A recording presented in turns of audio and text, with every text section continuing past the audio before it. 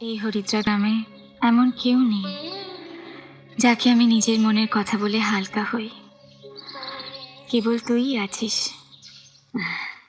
তোকে মিথ্যে বলবো না। 5 দিন আগে বারুণীর ঘাটে যে গোবিন্দলালকে দেখলাম, সে এক অন্য মানুষ। আমার চেনা গোবিন্দলাল সে নয়, সে এক দিব্যকান্তি পুরুষ। আমার মনের এত কাছে এসে দাঁড়িয়েছিল, এত মায়া ছিল তার কথায়, তোকে বলে বোঝাতে পারবো না। এতদিনে আমার তেতো জীবনে একটু স্বাদ পেলাম। সেদিন থেকে গোবিন্দলালকে মন থেকে সরাতে পারছি না রে।